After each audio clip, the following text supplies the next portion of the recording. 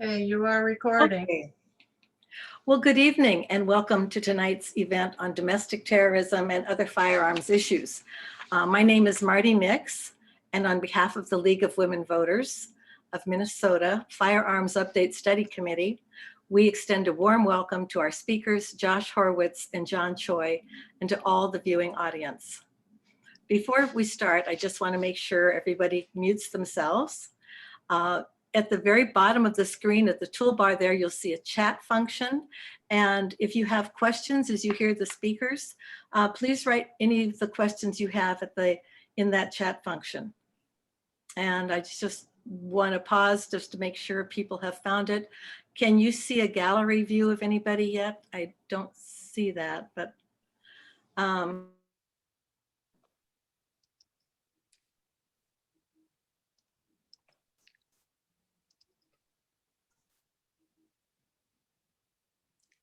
I think someone Marty, you're muted. Unmute yourself. I muted you accidentally. Oh, that's okay. Okay, can you hear me now? Yes. Okay. A brief background about why this committee exists. At the State League Convention in 2019, the delegates voted to do an update of our 1990s firearms study and to update its position. It seemed outdated. Back in 1990, the League of Women Voters undertook a year-long study resulting in a publication. It's called The Facts and Issues. I was going to hold it up, but I don't have the camera on me here. And it was so thorough that the National League was able to use our study to take their national position by concurrence with that league, with our League of Minnesota, League of Women Voters Minnesota study. But much has changed since 1990, from Supreme Court decisions like the Heller Supreme Court decision, the legislation such as new permit to carry laws, new technologies from 3D guns, more lethal guns, internet making copies of 3D printer patterns available to many. And there's other things that we'll be talking about in our report. But for tonight, we're focusing on, and by the way, to backtrack on the committee, we will have the report ready in the fall, and hopefully you will have meetings to do consensus for our consensus questions to adopt a new position. We will have a new position, we hope, before the next legislative session. I was the outgoing State League president in 2019, and I volunteered to chair the study because I believe in the importance of League's role in educating and informing the public. And Mary Louise Groh has joined me as co-chair. She has worked on the firearms issues for decades, having served on the Brady Campaign Board, then HCI, founded the Student Pledge Against Gun Violence, and was a co-founder of Protect Minnesota. You know, with the recent breach on the Capitol and the plot to kidnap the Michigan governor by insurrectionists, Mary Louise suggested that we have no better speaker on these issues than her friend Josh Horwitz. Josh Horwitz was the author of the book that you see on the screen there, Guns, Democracy, and Insurrectionists. He is currently the executive director of the Coalition to Stop Gun Violence. He spent nearly 3 decades working on gun violence prevention issues. He's worked to develop cutting-edge ideas and strategies for gun violence. For instance, in 2007, his research was instrumental in enacting a first-of-its-kind micro-stamping law in California. This revolutionary technology allows law enforcement to trace guns from expended cartridge casings left at crime scenes. In his 2009 book, Josh, Guns, Democracy, and the Insurrectionist Idea, Josh was the first to show how the gun lobby's Second Amendment remedies and insurrectionist philosophy are an attack on democracy, the rule of law, and other institutions that keep our country free. In 2013, Josh helped found the Consortium for Risk-Based Firearm Policy, a group of mental health and public health experts who examine the intersection of mental health and guns. And the result was his work resulted in the risk-based firearm policy of gun violence restraining orders, now commonly known as red flag laws or extreme risk protective orders. Josh is a graduate of the University of Michigan and received his law degree from the George Washington University. He's a visiting scholar at the Johns Hopkins Bloomberg School of Public Health, where he teaches public health advocacy and is a regular contributor at The Hill. Welcome, Josh Horwitz. We are so happy to have you here tonight. Thank you for having me. I really appreciate it. Do you want me to get going? You want to choose John first, or shall I just jump in? You just jump in, because Okay. I'm going to do a big intro on John as well. Fantastic. Fantastic. Thank you for having me. Thank you for caring about this issue, which is fantastic. Thanks for thinking about how insurrectionism plays into this. And of course, it's been in the news, but news cycles travel fast. We're already forgetting a little bit about January 6th, and I don't want people to do that, because nothing's changed in that regard. Before I get started, I want to thank and send a shout out to my friend Mary Louise Groh, who I've known for now for 30 years, and has always been warm and inviting when I come to Minnesota, and just been including me in a lot of different things. And she's a real treasure in the state, and I'm glad that she's part of this, because I know with her as part of this, it will come out be an excellent product. And so I know you guys are in good hands, and thanks, Mary Louise, for inviting me. So let's just jump into this, because we have limited time tonight. I'm going to talk about the insurrectionist idea. I talk about my book. I'm going to talk about what happened at the Capitol as a jumping off point for a larger issue that we're seeing in America right now, both in terms of gun violence, but also in terms of democracy. And I think that what we saw at the Capitol should have been a wake-up call for all of us from a number of different issues. It wasn't just a one-off terrible incident that happened staying on our Capitol type thing. It was one of those items that I think we're going to remember for a long time. And if we don't act appropriately, it will be the start of potentially the downfall of our democracy. So not the start, but actually a real harbinger of that. And I think it's something we need to take extremely seriously. And so let me talk a little bit about that day and some of the lessons and how I think that occurred, because I think understanding where that came from is a prerequisite to jumping in and trying to stop it. So this is I'm just going to some slides here. This is a picture of the insurrectionists with Trump flags and the Gadsden flag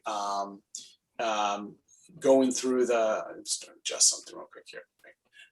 Walking through the I think it's the east side of the Capitol. Of course, the Capitol was breached from both directions, and it was of course, someone who works in this building, sort of unthinkable for me to watch this as this was developing. This is a picture of people of some of these insurrectionists who have breached the Capitol, and this is actually a picture of them on the Senate floor. For people who've never been there, it's really shocking to see this. It's hard to get on the floor of the Senate. I've never been on the floor. That carpet is very unique. It's very blue when you're up in the gallery looking down. It's really a shock to see that image right in the sort of center of our democracy. This is the so-called insurrectionist shaman, or the QAnon shaman, sitting in the Senate. If you ever watch the Senate, and they'll say, they'll go, "Mr. President, can I have the floor?" or whatever. That's who's in that seat. It's the president of the Senate, and it's to see this whole institution breached is a real shock. And the other thing is, obviously there was a calculation at some point, and we're learning more about this, that this wouldn't be a violent protest. Given what we saw in D.C. earlier this year with some of the BLM protests, it's really shocking to see that people weren't prepared for this protest, but somehow seem to be well prepared for other protests. This is actually a picture of the House floor on the left here that I just showed, and this is people hunkering down because there are people clamoring to get in that door, and of course there was Secret Service agents with firearms trying to prevent of that breach. But obviously this was real. This wasn't sort of like, hey, let's laugh along with this. This was a very, very serious incident. People really taking cover on the House floor. This is the speaker's lobby. It's on the second floor, and it's where Ashley Babbitt was shot by a Capitol Hill police officer who tried to breach that door. The reason that door could not be breached is because there are members of Congress hiding behind there, and they could have been, grievously injured. That's to me, a very important place. It's a place where you gather to talk about laws. It's where democracy and the business of government gets done. This is a picture of that same speaker's lobby in happier times. That's me on the right there with the speaker, and Representative McBath and Representative Thompson introducing HR 8 to the Congress. That's what's supposed to happen there. Democracy is supposed to happen in that room, not insurrection. So it was really, again, quite shocking to see all that.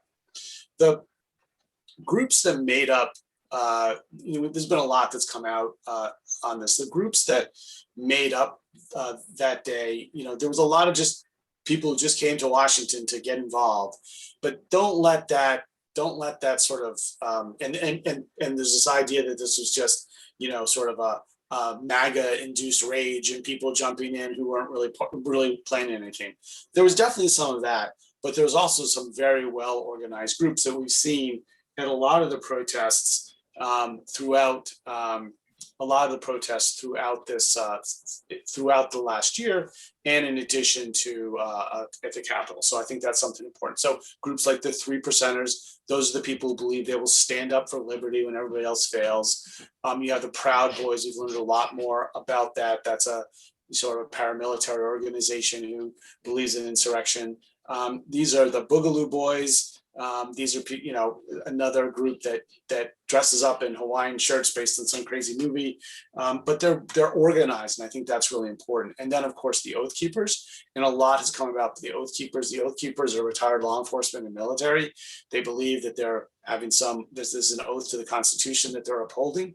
I think that's clearly very different than what they're doing, but they're organized, and it turns out that they really had quite an organized effort to take the Capitol that day, and who knows what they were going to do, but it was not they were planning for a siege. They were planning to hurt people, and they were doing it in a well-coordinated manner, and I think that's something that's really important to understand. So and then of course QAnon, right, which is this sort of underground conspiracy that everybody knows about now. Who knows what's going on, but it really does drive a lot of this. Now, Trump managed to pull this all together, but it's not really Trump, and we'll talk a little bit more about this. Under the banner of Trump, a lot of this happened, but let's remember these things were happening well before Trump, and they're still happening today. And so while Trump was able, to get this in service of trying to stay in office and stop the elections, as they would say, stop the steal, what we have here is, under the banner of Trump and under the banner of this, there's a lot of action, a lot of insurrectionist action that continues to go to this day. So what's interesting, and I find, when I wrote my book now with Casey Anderson a while ago, but after this event to the Capitol in 2021, recently, everybody started going, wow, this is an insurrectionist day. This is insurrection. Where did it come from? How did this happen? We didn't see this coming. But, the reality is I wrote about this book, this idea in my book in 2000. I wrote about this idea in 2009. And it's one of those things that if you paid attention, you could see the starts of it. And that's what I tried to do in my book. So a lot of the criticism I got when I wrote the book was, oh, that's fanciful, that's precious, that's never going to happen. Number two was, no one knows what insurrectionist means. Now everybody knows it's people unlawfully taking up arms against the government. And I just want to make and so we predicted this, and I'm going to talk a little bit about this, but I want to make something extremely clear, especially for the hunters and the gun owners out there. At least when I talk about insurrection, it's not a synonym for gun owner. Insurrectionists are people who are willing to use force of arms to achieve their policy goals, right? That firearms and violence has a role to play in the political process. And that's a very smaller subset of gun owners, but one that has grown in power in the last 20 years. And I think in many ways has become a very visible part of the gun owning community, but it's not synonymous for gun owning. There's lots of gun owners who have firearms, even lots of firearms, who don't believe in taking arms up against the federal government or any government for that matter. So we predicted this because, you know, insurrections and force is as old as the country. It's what the Civil War was fought about to get policy goals and political goals that couldn't be done in Congress. And there's a cycle of this from the KKK to the White Citizens Councils to John Birch. There's been a cycle of especially white men, white folks coming and trying to change government, change direction when they don't like the direction it's going. And that's unfortunately and horribly as old as the Republic. The problem that we have is, people continue to exploit that cycle of violence and that cycle, and we need to make sure that we put an end to that in this generation. So let me just take a look at some of the people who really are exploiting this and how this came to be and how this moved from a fringe movement into the mainstream, especially mainstream of the Republican Party.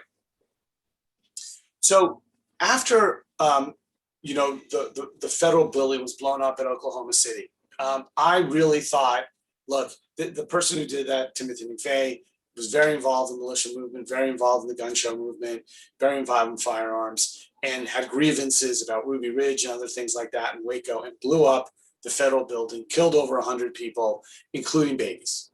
And at that point, I think, okay, we've seen the face of violence. That cannot be a part of our political process. People were completely appalled by the whole thing.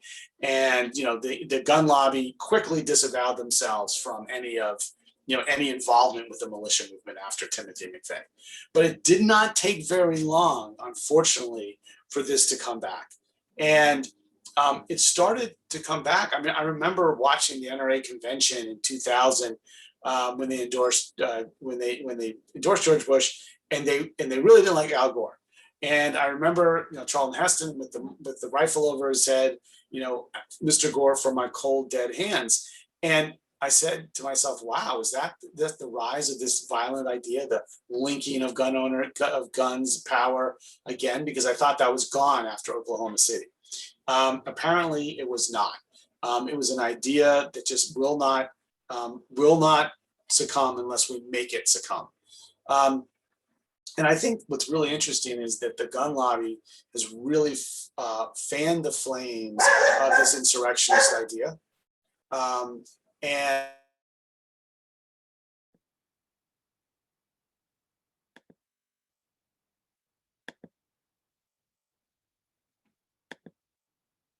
John?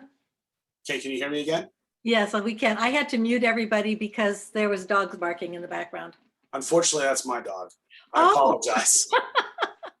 Oh, never mind. No, it's my dog's barking. The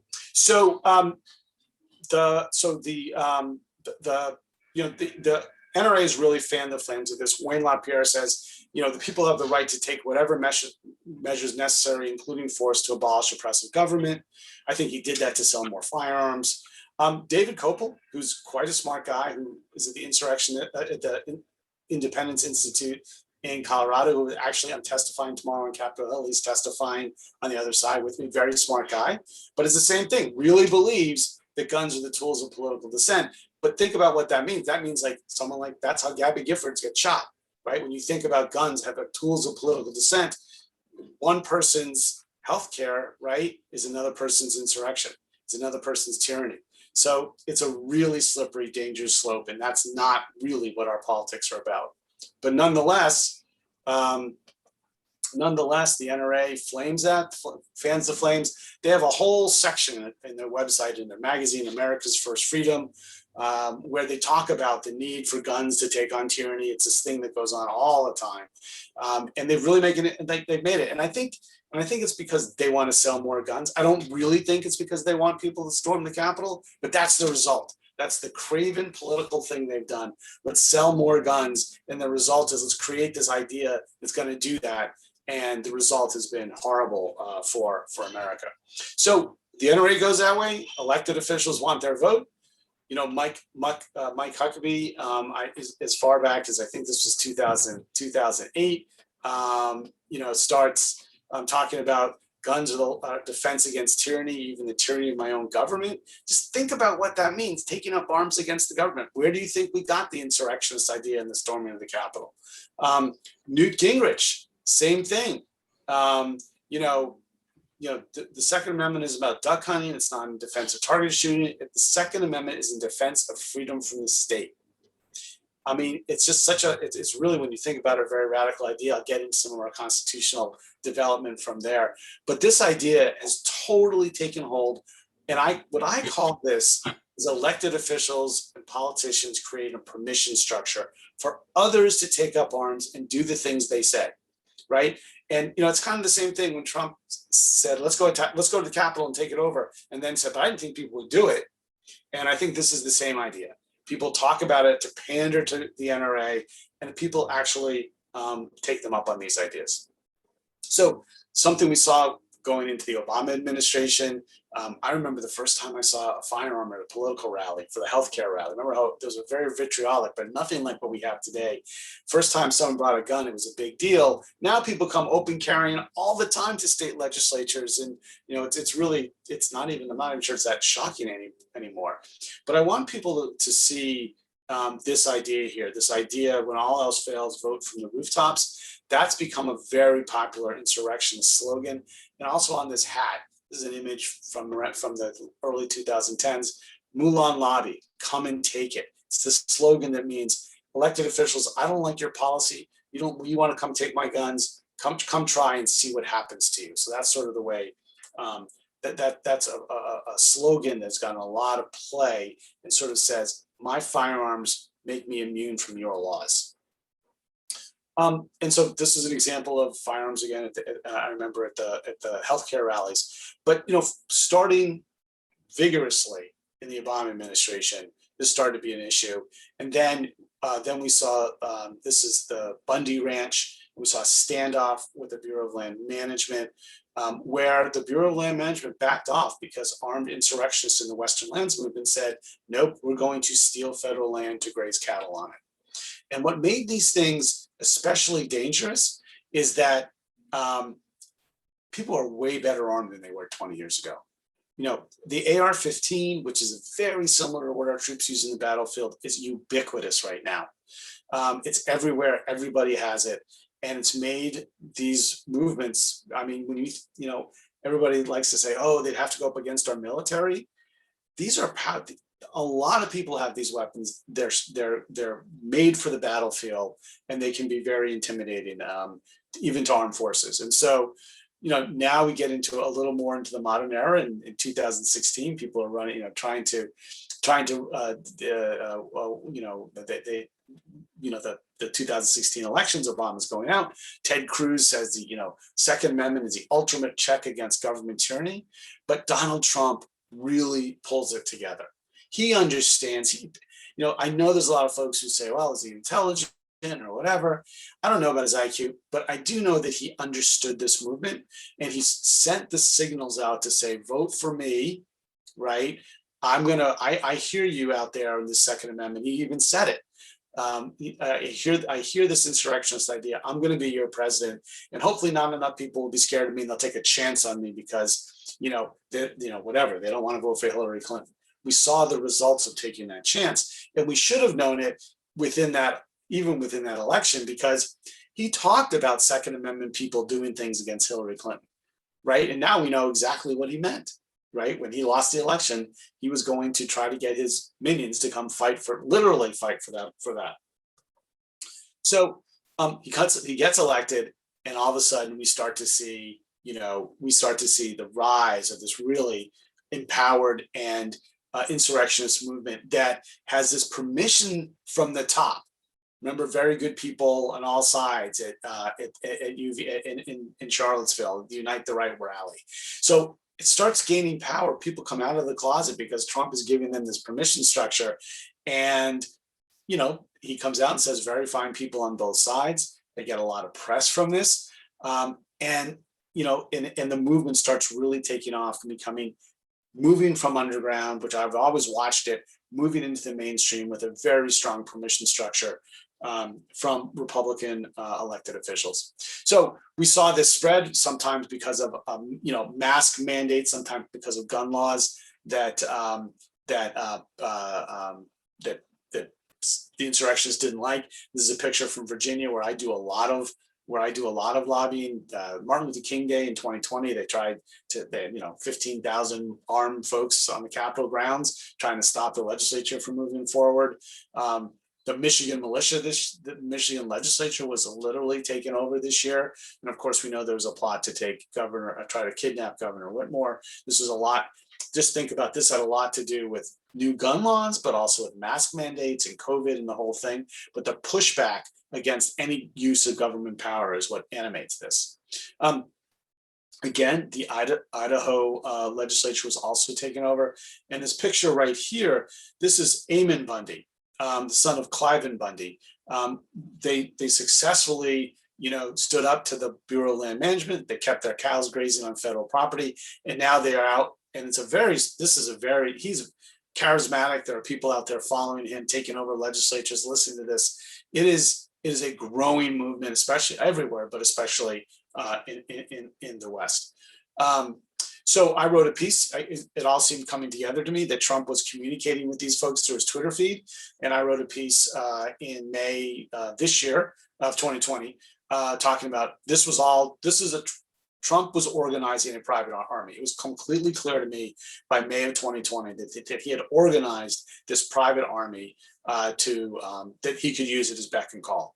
And that, you know, is a sign of course, dictatorship, a problem for democracy in many ways.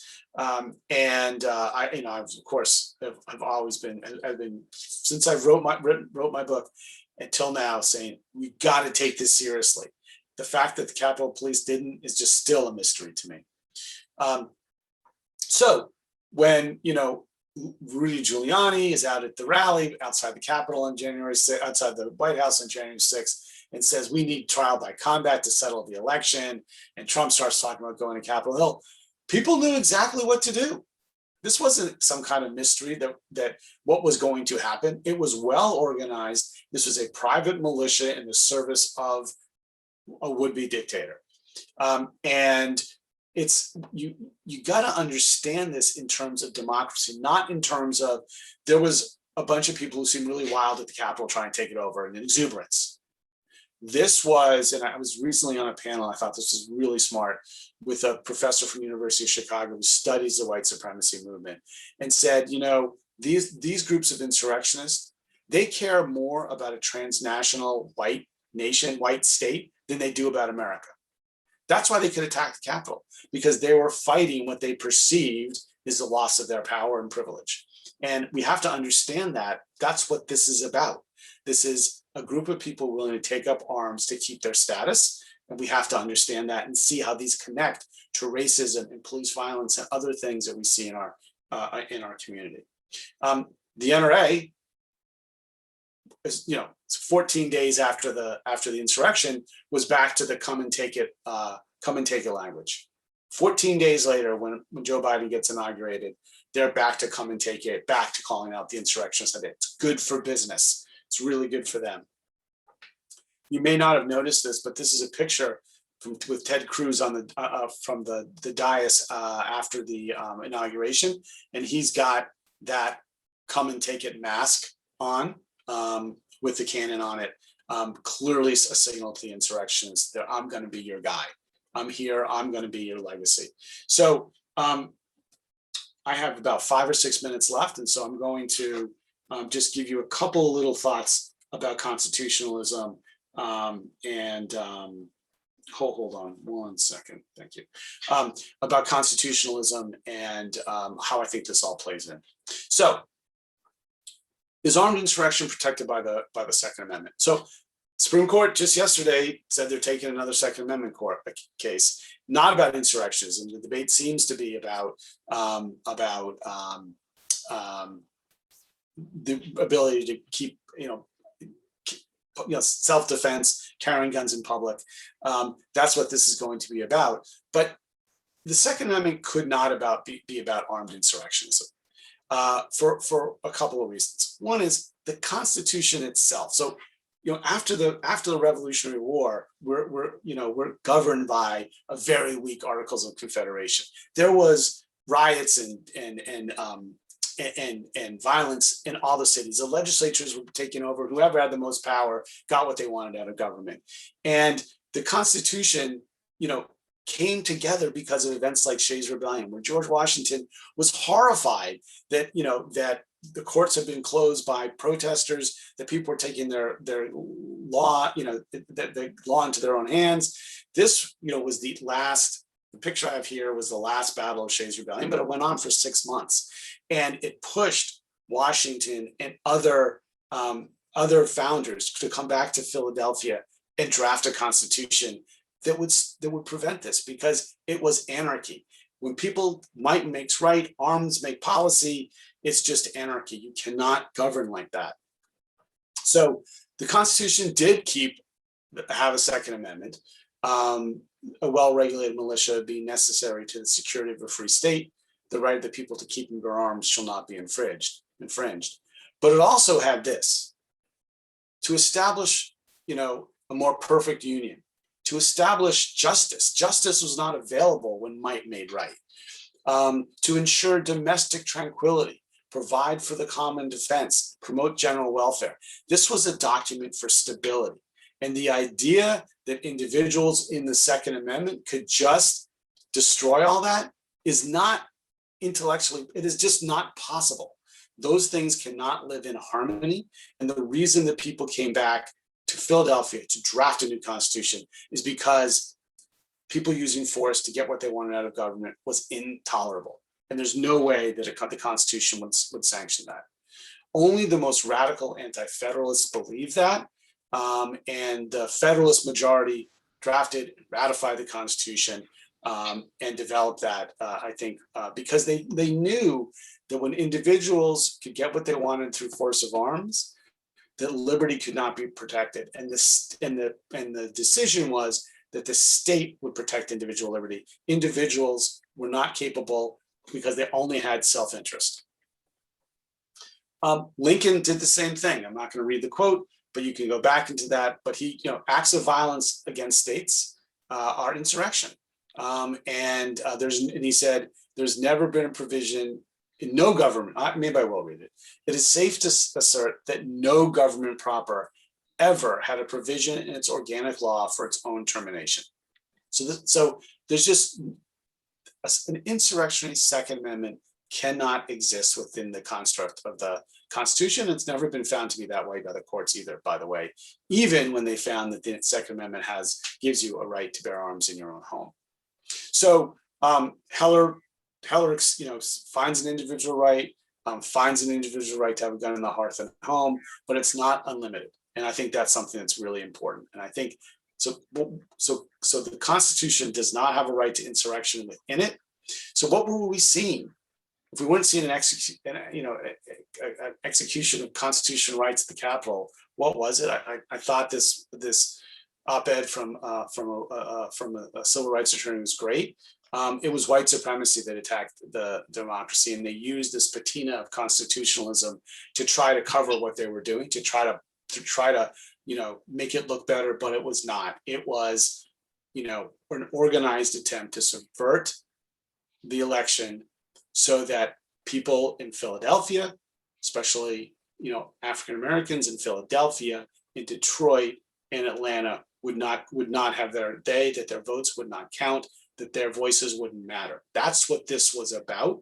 And all the rhetoric about, Second Amendment, all that was just pure cover for the attempt to stop, the election and stop people's votes from counting, because those people, in their view, in the the white supremacist view didn't matter, and that it don't matter, and they don't want a more diverse, but I think a more vibrant democracy. They don't want that. They want to keep on to their power. So, what do we need to do? And in my last couple of minutes, I will tell you what I think we need to do. First of all, I've given you a very, very quick constitutional primer in about 2 minutes. Take some time to really understand it. There's some really good materials out there, and I can provide that.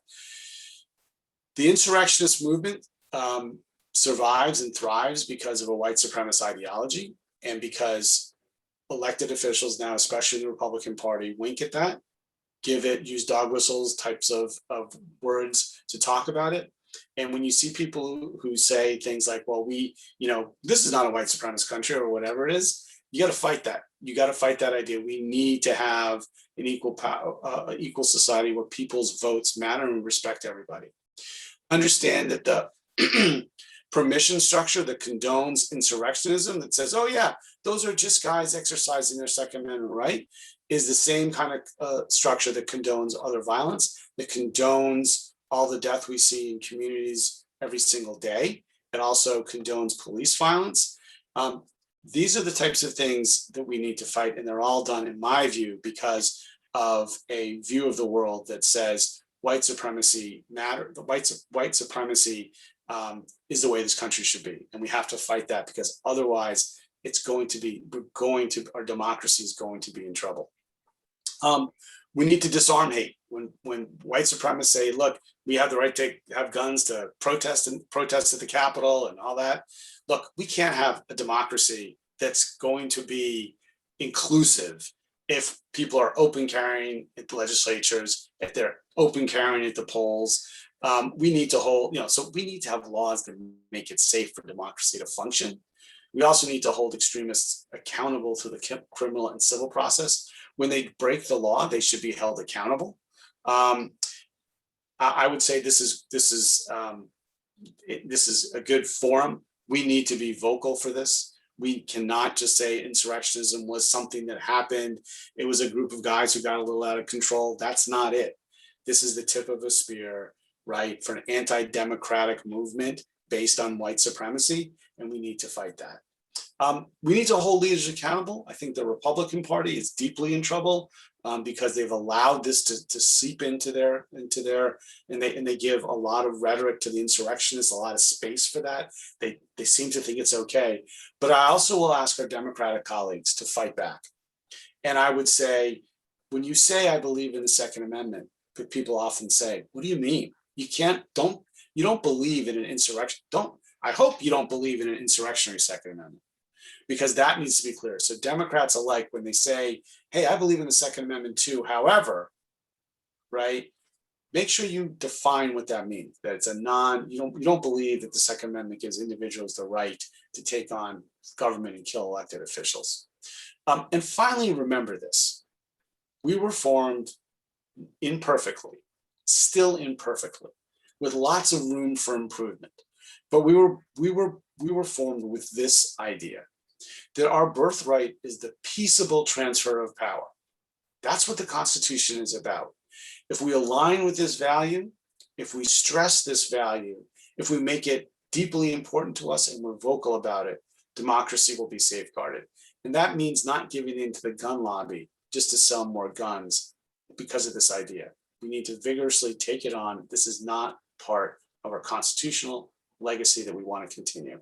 So I'm going to stop there, take some questions, and then I think John will, we'll go to you for a while.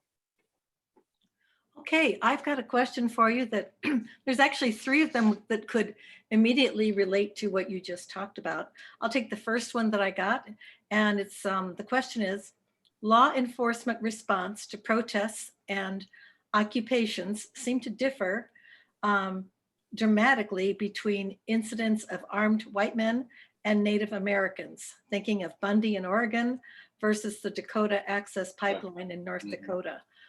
So did you have a response to that?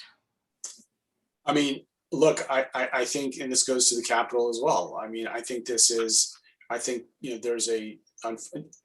want to say every law enforcement officer is racist or anything like that. However, this goes to that issue, which I think is that there is more latitude given to white protesters, more deference, and I think that is rooted in structural racism, and I think that needs to be rooted out. And you know, when you think again, going to the Capitol, how was it that somehow they underestimated this threat? I mean, I am in favor of a deep and detailed after action report. I want to know minute by minute for the 72 hours that happened prior to this. Who made the decision? Who thought that these protesters would be peaceful? And did racism come into that? Because from my standpoint, I've been studying this for a long time. I knew exactly what was going to happen. And no doubt was going to happen that day. What I was shocked about was how unprepared they were.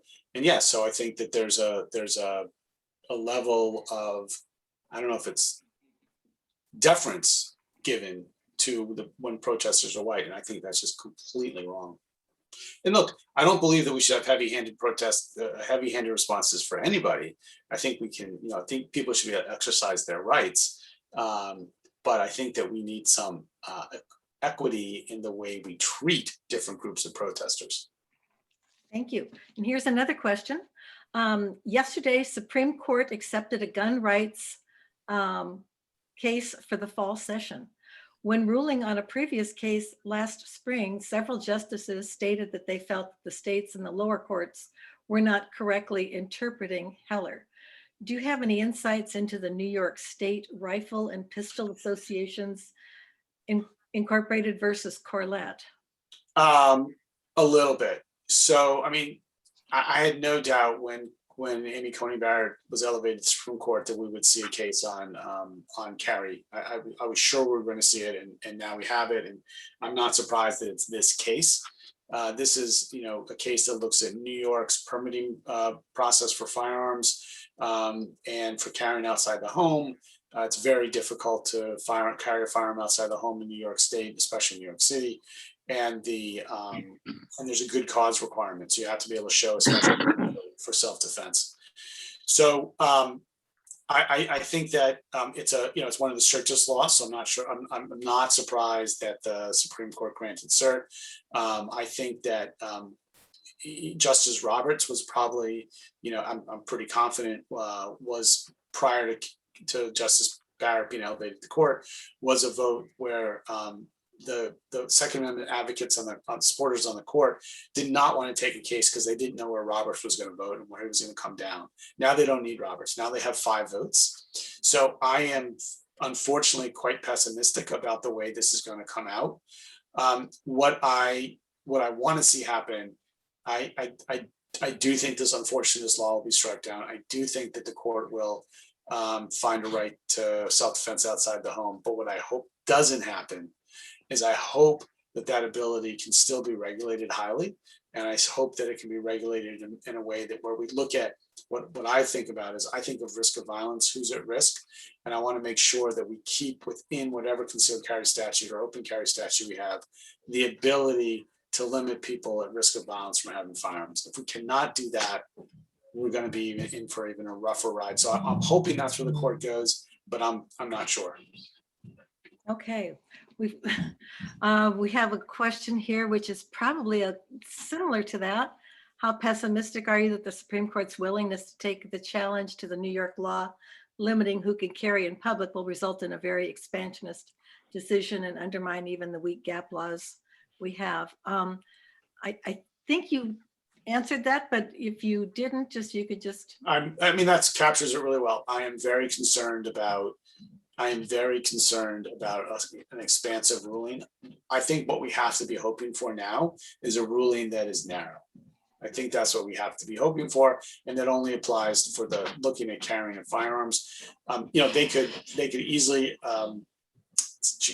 enunciate a new standard, so it looks very different than what we've looked at for all sorts of issues. But I'm hoping that they look at this in a narrow way, just for carrying firearms, not for things like, background checks, licensing, and stuff like that.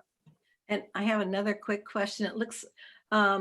Would you explain further what you meant by the NRA just wants to sell guns? Technically, it doesn't. So technically the NRA is wants to sell firearms so that they can get support from the industry.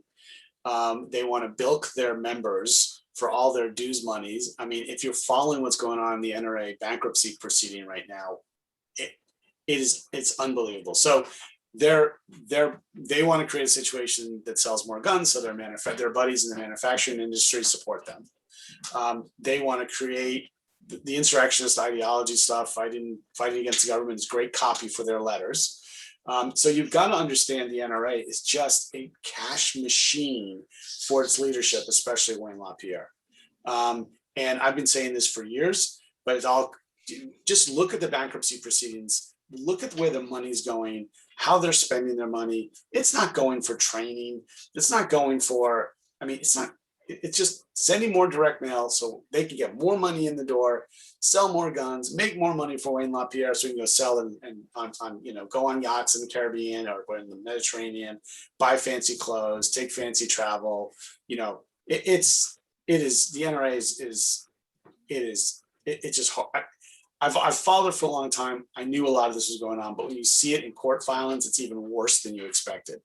So technically, yeah, the NRA doesn't sell guns, but they're trying to create a climate where they want to sell more firearms, so their manufacturer friends will give them money, so that they'll create more members for their organization. So I'll give them more money that they can exploit and spend on their personal use. And then I have the last one I'll ask you is, how did the election of Barack Obama increase the white supremacy movements? I don't know if that's something that you've researched or not, or whether. Well, I think you saw, so Obama comes to the presidency, they worked on healthcare, and you saw that was the first time, that was the rise of the Tea Party, right? And, I don't know that the Tea Party was racist to its core, but it certainly was a power struggle, like where people are saying, hey, we have America's first African-American president. We don't like where this policy is going on healthcare. We'll use that as a flashpoint, rallying point to get people together to come out against the president. And some of it was outright, clearly outright racism. Some of it was more, I don't know right the word, with dog whistles or fellow travelers or whatever. But the insurrectionist movement picked up a lot of steam during that. And I think the reason you see that is because at its heart, the insurrectionist movement isn't about fighting tyranny. It's about keeping power for a certain class of citizens, right? So they use that language. But President Obama being the first African-American president, I think became a flashpoint where the insurrectionist movement was able to grow, because they would say, see, we could lose control of the country, right? And that's why they've wanted to fight so hard to keep Trump in. He was their guy, right? Then, he's a racist. He was their guy. And so, so it's, it's. Thank you. Thank you. I want to make sure we have plenty of time to hear from John Choi. If you could just take your screen off so we can see John's screen, that would be great. I want to first give a little introduction. John Choi is the Ramsey County Attorney. And when he was sworn in 2011, he became not only the first Asian American county attorney in Minnesota, but the first Korean American to be holding the office of county attorney in the whole United States. So that's quite an accomplishment, John. He became a state and national leader in progressive justice reform, working with public officials, and impacted communities to reimagine justice and the role of prosecutors.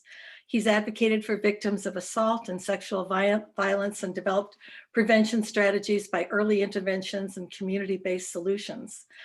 He's got an innovative approach to holding abusers accountable while working collaboratively with advocacy agencies to help victims, and has transformed the way government intervenes in domestic violence and sex trafficking in Minnesota. He has developed many things that I could go on.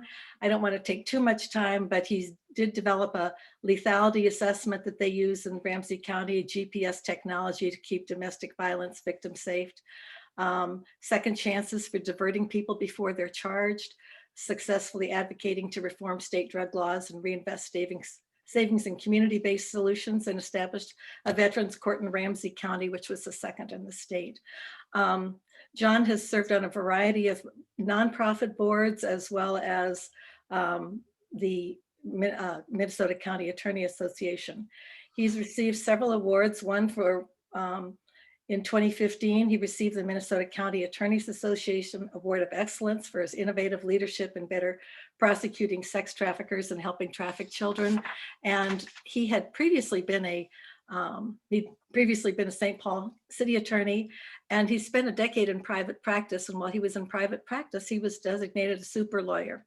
He holds a bachelor's degree in psychology from Marquette University, a JD from Hamline University School of Law, and was the Humphrey Fellow at the University of Minnesota School of Law.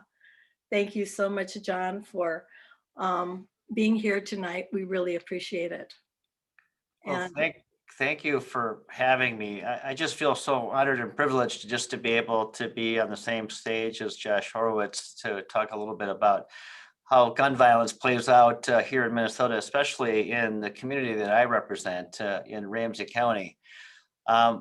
You know, in that long introduction, I was getting embarrassed because it was so long. But one of the things that's not in there, and it's been one of my greatest frustrations, quite frankly, and it's one of my greatest passions, is collectively, I know in this virtual space, all of you know that we can do better around how we respond and how we think about gun violence in this country, right?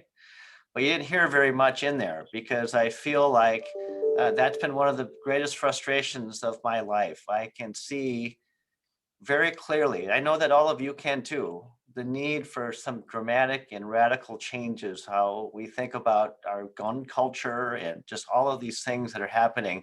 And I kind of got lost in what I wanted to say, because I was listening so intently to what Josh was talking about. But I think his message is so important for all of us to think about, because there's a villain in that story.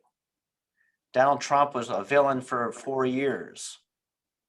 But there's a bigger villain in the story, and it's the National Rifle Association, how they have stoked fear and racism and put into the minds of America that owning a gun is about insurrection and protecting your way of life, and just all of the things that Josh talked about.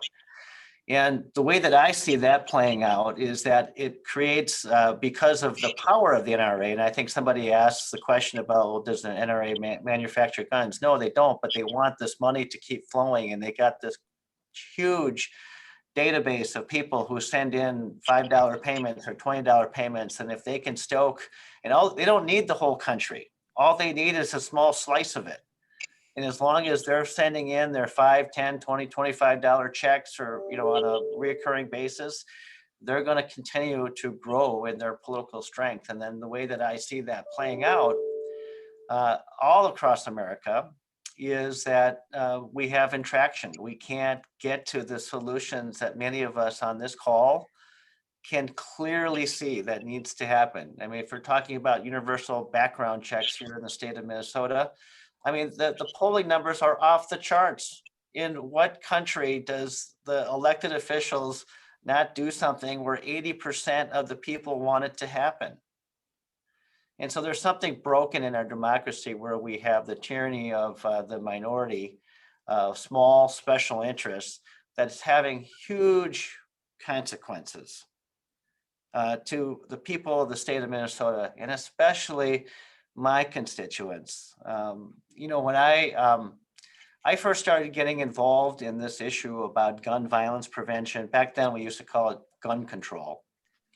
But I met Mary Louise Groh when I was in law school, and I started kind of lobbying for, back then it was Citizens for a Safer Minnesota. And we were talking about very much common sense gun regulation, and we then started talking about it more in the context of gun violence and talking about it in the context of public health. And we worked so hard during the mid-90s and the early 2000s to get those types of laws passed. But instead, what happened was the gun lobby actually got their bills passed. They got the concealed carry legislation through that made it more easier for people in Minnesota to carry to get a permit to carry a handgun. And then one of the biggest moments in my life that just really impacted me was in 2012 when Sandy Hook happened. I just thought, for like, how on earth could America not really understand just the fact that we just have this bad gun culture, and somehow a young person could get access to guns and then bring it to a school and kill elementary school kids. I just thought that would be the moment that America would wake up, and the 80% would rise up and say that we need to have across the board action. And I know in some states they did pass some good legislation, but in Minnesota we didn't do that. And then right around that time, I became the county attorney. I became county attorney in 2011, and that's when I got a greater appreciation because, you know, me growing up in Minnesota, I never was exposed to the gun violence that happens on a day-to-day basis in our community. But I see it just killing so many young people. And so I want to show you some data so that you have an understanding of kind of what I see on a daily basis. So I'm going to share the screen here. And I'm going to go through these slides just really quickly. But these are just, you know, shots fired in our city. And so it's hard to read this, but I'll go to this slide here. But as you can see, you know, just with respect to shots fired in our city, we have a lot on an annual basis. And this is very populated in the city of St. Paul, you know, where their population is about 300,000. So we're very compact. And so you've got all of these shots fired calls that are happening. You can see just some of the maps, and then it's always concentrated in certain particular areas of the city where it's the most poor and it has the most diversity. And so here's the recent 2020 calls, but these are where the shots fired are happening all across our community. And then we go to gunshot wound victims by year, right? And so every year there's a tragedy behind all of this. Where somebody is being shot by gun violence. And this excludes all the other gun violence that we have, whether it's related to suicide or to all of the other things that might be occurring in our state. But in my urban jurisdiction, what we have is a lot of people who are being shot by guns, right? And so time and time again, and then also too, and I want to raise this issue that when you look at the demographic information, the people that are being impacted by all of this are predominantly African-American. And what I see is systemic racism in play, where the legislature, time and time again, after we've had many conversations and studies and people in law enforcement who say that if you could just pass universal background checks, but that could actually make a huge difference in the flow of guns in our community. Because we have to ask ourselves, how did all of these guns get into the city of St. Paul and have all of these detrimental impacts? And so, you know, we have a lot of data about just the firearms that are being recovered, you know, just in our cities. And we know that some common sense gun regulation can have just a huge impact. And a lot of people say, well, why do people want to carry guns? And what I have learned just, you know, getting in, spending time with young people who might be incarcerated, who have been shot at, who might have been also perpetrating some of these crimes, a lot of it has to also do with self-defense. They're believing that they don't feel safe in their community, because a young person once told me that he feels like he's being hunted by rival gang members. And so then he feels like he needs to have a gun. And this perpetuation of this kind of this fear, I see that playing out in terms of what the NRA is doing to actually create a culture where to believe that everybody needs to have a handgun. Of course, and this plays out in the state of Minnesota with just the gun permit applications. It's just skyrocketing. There are more and more people who are believing that in order to be protected, they have to carry a gun. And so I just show these slides for all of you to understand what I see on a daily basis, and what I see that the legislature is not doing is to come up with solutions, listening to the people of Minnesota, listening to the people who are on the front lines day in and day out, who are dealing with young people who are shooting at each other in our community.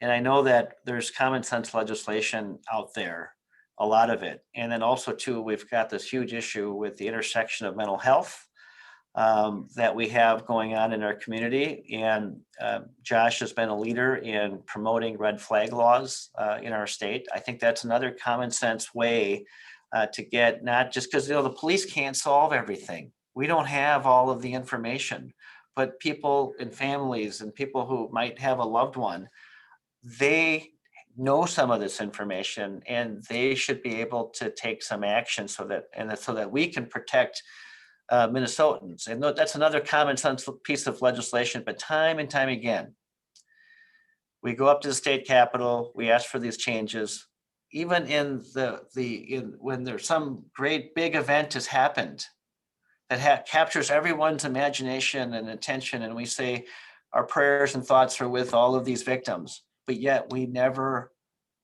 seem to change. And I think that's one of the greatest faults of American democracy, is when we all see it, but we can't get to it, because that means that there's something fundamentally wrong. And so I just really want to thank all of you for caring about this issue. And I don't mean to be a downer. I just want to make sure that all of you understand the urgency and the importance of us trying to figure out ways to have better regulations and laws to go about attacking gun violence.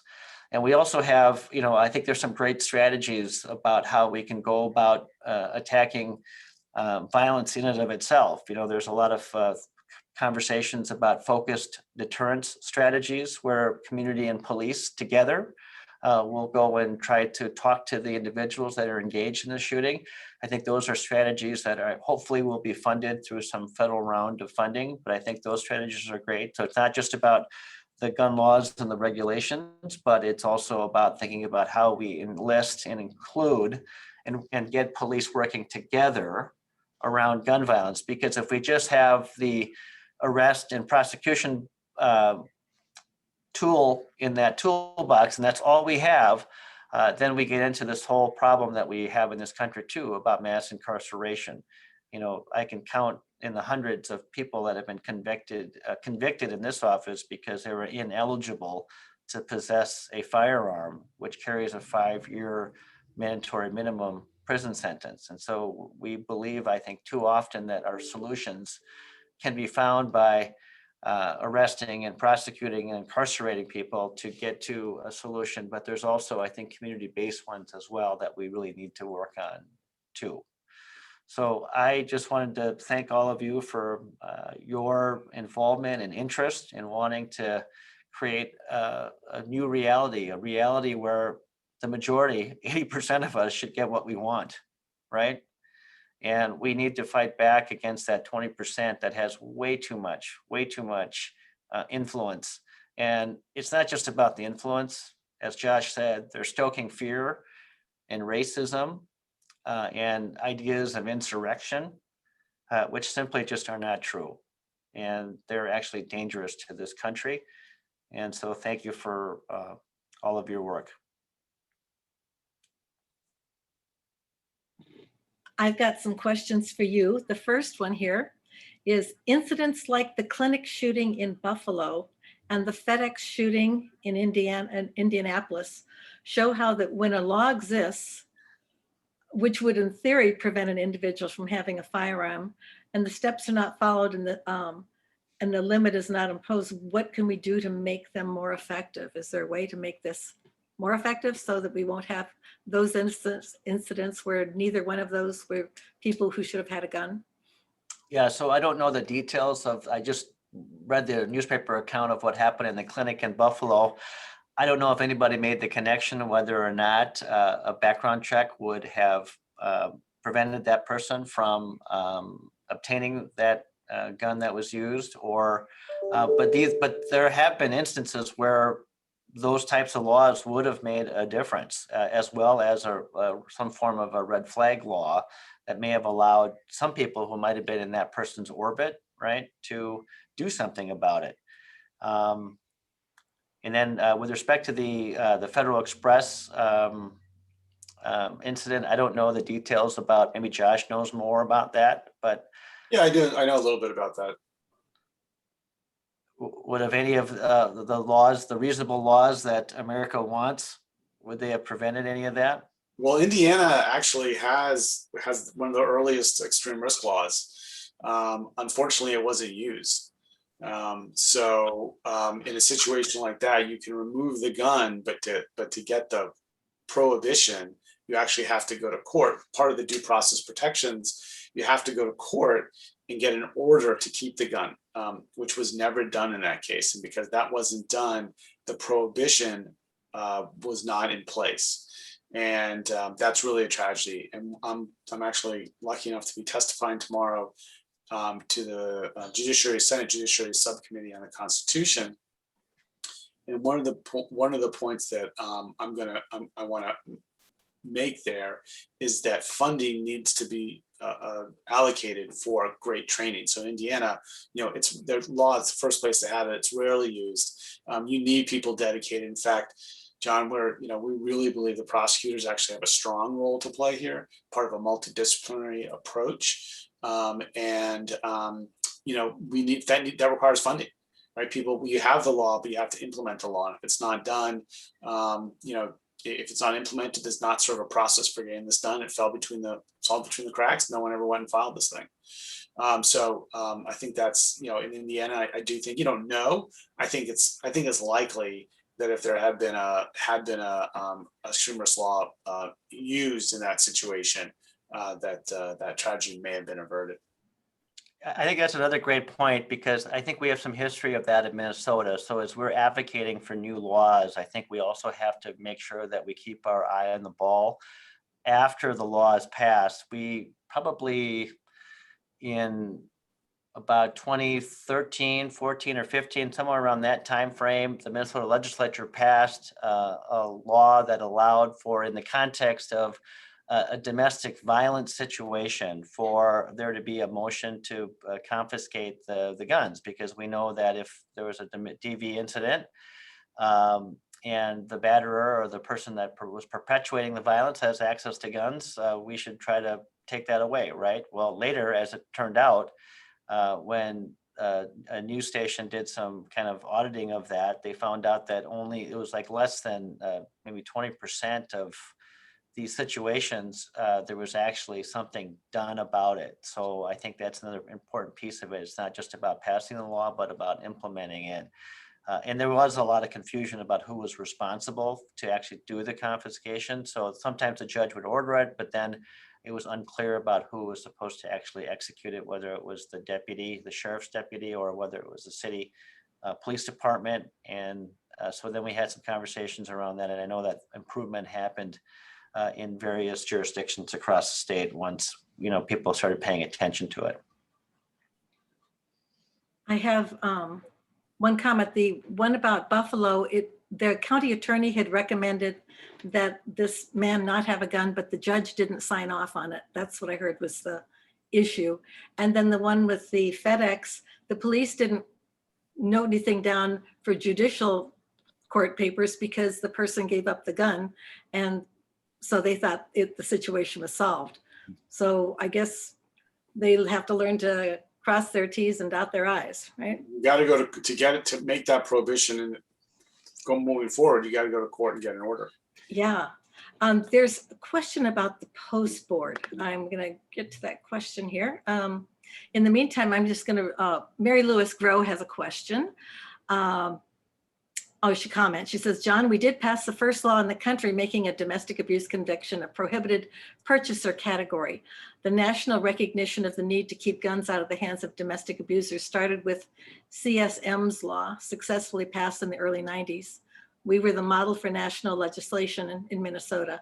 I know she was at the She was at the congressional press conference announcing the national bill to Right. keep guns from domestic abusers. So, Yeah, we've had a lot of historical, I think, successes when this movement connects to another movement like domestic violence, right?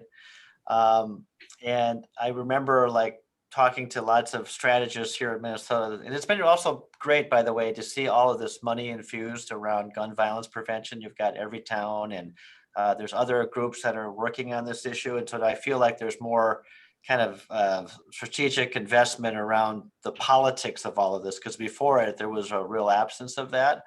But what I'm sensing though is I remember some of those conversations, and because the power of the NRA, oftentimes the people that are associated with this movement are always trying to find allies to connect with, to kind of get these things passed. But quite frankly, I think that I wish we lived in a world where, just if 80% of the people said this is what should happen, it would happen. And again, I want to just call out the villain in the room, which is the National Rifle Association and what they have created and have done to our democracy. there was a question also of John. A person asked if you just said, if she heard right, is it a minimum sentence for having an unregistered firearm 5 years in prison? If you have been convicted of a felony offense, you are ineligible to have a firearm, and the legislature imposes a 5-year mandatory minimum. Oh, okay. Now in the Dante Wright case, he had been arrested for trying to rob a person with a gun. And and then he was also found in Minneapolis with a gun. He was not, he didn't have a permit to carry, and you have to be 21 for that. So would that have been something that would qualify for the 5 years in prison, or? Well, with Dante Wright, I thought what his outstanding warrant was for a gross misdemeanor. It wasn't for a felony. So I don't know that that's true. Okay. Yeah, So, I don't know that. I don't think he had a. well, he hadn't gone to court yet or something like that. Got it. Yeah. Okay. Well, and then the post board, there was a question on that. Oh, here. Let's see we have a lot of questions. Okay. The post board spoke about regulations to remove members of white supremacist groups from police. It's new and doesn't have teeth yet. It's proposed by the Senate Republicans. Do you see the post board being helpful? Well, I hope so, because I think those values are inconsistent with anybody in policing or anybody in government, quite frankly. I mean, if you're believing, if you believe the values of that 3% club or whatever organization that is, or those types of, if you have those values, then you should not be a police officer. So I hope that the post board will develop some regulations. The chief of police in St. Paul has come out very strongly against people in his organization that would associate and affiliate with those organizations. So he can't speak about the personnel issue that came to his attention, but he has publicly talked about how that's inconsistent with the values of his agency. And I think we need more leaders to stand up and say those things. Okay. Another person mentions that there's a caution on red flag mental health legislation, especially in rural Minnesota. If you give the police infiltrated by white supremacy the power to label people as mentally ill, guess what happens to unpopular people as police funding increases and social services decrease? Yeah, maybe I could jump in on that one. Okay. First of all, it's definitely not mental health legislation. So I prefer actually the term extreme risk law because red flag is often associated with mental illness, and so that's why we call it an extreme risk law or extreme risk protection order, because I don't want these things to be conflated. So when you think about an extreme risk protection order, my recommendation and the recommendations of what we work with is that actually mental illness is not a criteria for firearm removal. Now that some states do have that, but it's not about mental illness. What we're looking at is a number of criteria. The most important ones are, threats of violence, acts of violence, things like alcohol abuse. And what an extreme risk law does is allows you to, a judge, not law enforcement, a judge to look at the different factors and say, is there a risk here? And often that risk is to self, harm to self, and that's something that we really need to be, cognizant of, and the data is very clear. But I want to disassociate. ERPO is not about mental illness. Most people with mental illness are never going to be violent.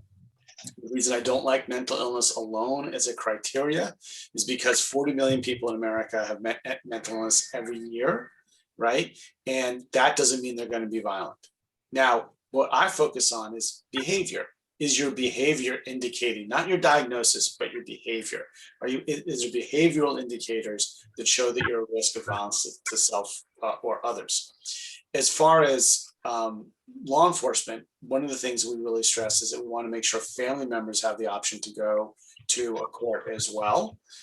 And the other thing we've seen around the country is that this is one of those things that has not been abused by law enforcement.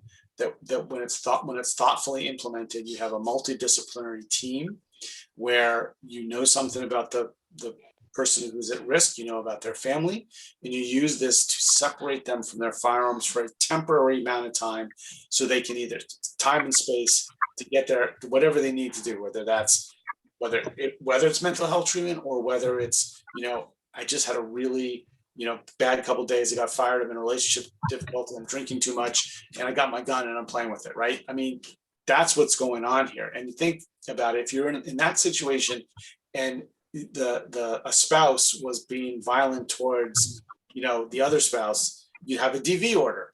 But in this situation, if one of those parties is threatening violence to themselves, you don't have an option. So that's where this extreme risk law really comes in, is allowing time and space between the most lethal means. So law enforcement is not labeling anybody mentally ill. One of the reasons that I actually don't like the Indiana law, I think that could be improved on, which is what we did in our recommendations, is there should be judicial intervention prior to any gun removal, right? Even if that's what's called ex parte, where the petitioner, the respondent, doesn't have a chance to come to court. Let there be a judge in that, so that a judge who's used to doing the same thing in DV in response to domestic violence incidents make that determination. So it's not about mental health. It's not giving law enforcement the power to declare someone mentally ill. What it's doing is giving family members and law enforcement the opportunity to temporarily remove a firearm if someone's acting violently. And what I do think there's an equity angle here for sure, but what I worry about is with the rise in suicide in the African-American community, that they won't be able to, that we need lots of training for law enforcement so that African-Americans feel comfortable taking advantage of this new opportunity. And so I do think there's an equity issue here, but it's about training. And I think also that training can go to how do you do gun removal safely? And there's lots of jurisdictions who are doing it safely, but you need to be trained in how to do that. So I just want to push back against that, because I think extreme risk laws are a really powerful tool for people at most risk of violence. And there's a lot of good data coming together that says it can reduce suicide and even mass shooting. So Rich Graves, who put that out there, I appreciate the question, but I think there's been a lot of misinformation about what that law does and doesn't do. So I just wanted to clarify that. I appreciate you also saying that focusing on the behaviors rather than a diagnosis. That's right. Mary Louise Groh has a question. Would legislation banning those on the terrorist watch list from buying or owning firearms or explosives have a better chance than many other initiatives of picking up bipartisan support? Now that the national security experts from FBI and DHS agree that our biggest national security threat comes from domestic insurrectionists, wouldn't this be a law obviously contributing to public safety? So I'll jump in on that too. Mary Louise, I actually don't think so. Unless they build a lot better due process protections into who's on the watch list and how you get off the watch list, and there's some clear criteria, I think that's probably a non-starter right now. because of the equity issues involved there. People, I think people don't know how to get on, they don't know how to get off. And so I think the terrorist watch list, while it sounds sort of intuitive, actually has a lot of problems. So like, again, which is why if you're, what I would say, if you're concerned about someone on the terrorist watch list, go ahead and try to get an extremist protection order if they're really at risk of violence, because there you have process. There someone can say, I don't belong in this category, but the terrorist watch list I'm a little concerned about. And a question for John Choi. And that is that you had focused on some of the areas where there's the most gunshots and the most crime. And it was mainly areas of poverty and people of color. Is there, obviously laws aren't going to necessarily make the difference for really making changes. Is St. Paul or the county of Ramsey doing anything to like try to get at the root causes of the behaviors? If you feel safe in your community, because obviously if you're feeling unsafe, then you're going to want a gun, and then you're more likely to shoot it when somebody ticks you off. Right. I mean, I think the first thing is that we as a society need to care about what's happening in those zip codes more. Okay, because I think we don't care enough about the things that happen in those under-resourced communities. And then I think the second piece of it is a big part of it, all of it, is a big part of under-resourcing these particular communities. There's high needs, right? And I also think that one of the reasons why young people don't feel like they're safe is because they don't trust the police to keep them safe. And so we have to figure out ways to connect community and police back to its rightful place where there is greater trust in policing. I think that's a big part of it. And then also too, I think when we disinvest in these neighborhoods, when we have structural racism, where it's difficult for families to get out from underneath all the various barriers that are in place, you've got families who have in those zip codes where many of the shots fired are, you've got a massive amounts of trauma that is happening in those families. You probably have parents, many relatives who have been incarcerated.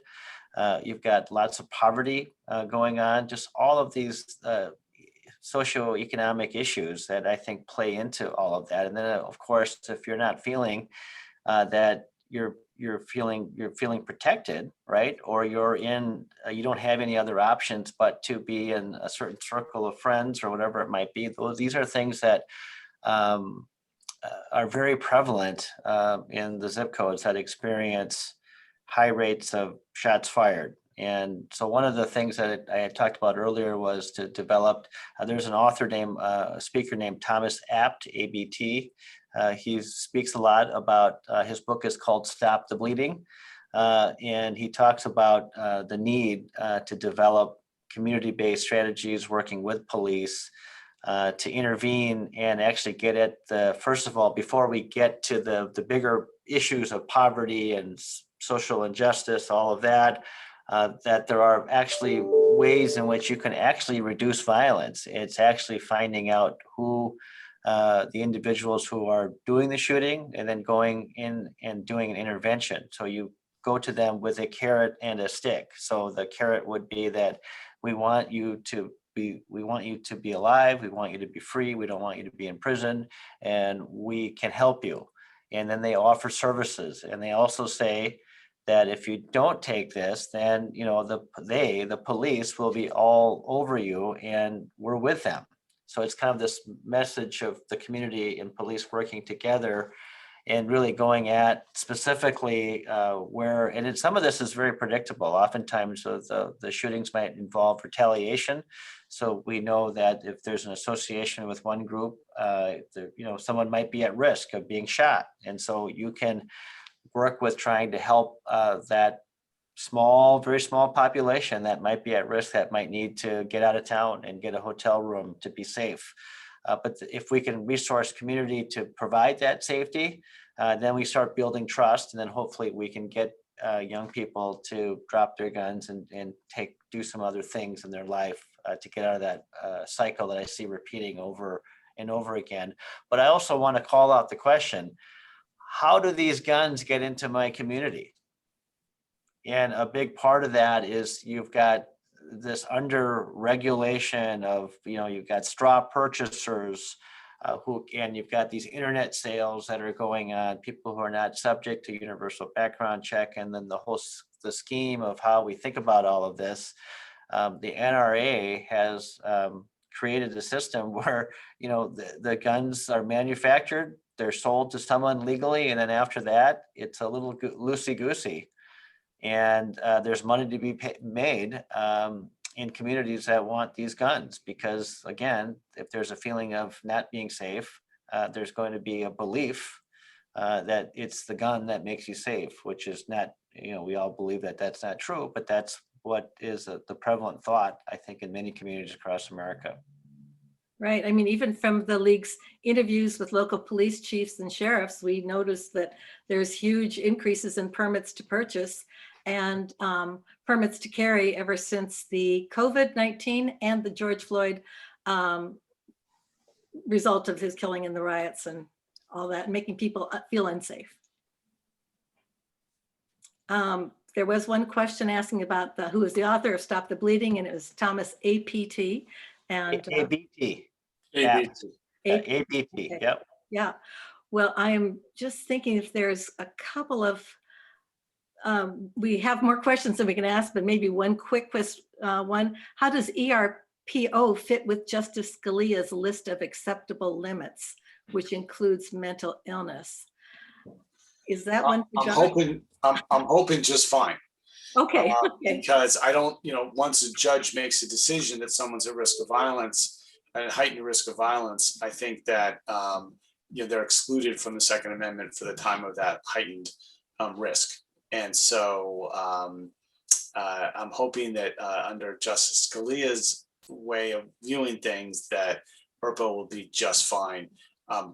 Does that mean that if Justice Thomas or Justice Kavanaugh writes the opinion, it will stay that way? I can't answer that. I guess, hopeful that Justice Barrett in some of her prior opinions has talked about a risk-based approach to firearms prohibition. So I'm hopeful, but I'm not, I'm hopeful, but there's a lot. I mean, it's just a really scary time with all that. But I do think extreme risk protection, because there's an individualized decision about an individual's risk, should survive whatever is coming our way. Well, thank you. I want to thank both John Choi and Josh Horwitz for being our speakers tonight. You both brought such interesting angles into the issues of firearms and the impact here in our society and domestic terrorism and the rationale for their beliefs. The League of Women Voters, I just want to reiterate, is a nonpartisan organization. We do not support or oppose political parties, but we do take support on certain selected issues that we study. Is there anything that any of the committee wanted to add? Mary Louise Groh, if this would be your time to say something? I don't hear Mary Louise yet. You're on mute, Mary Louise.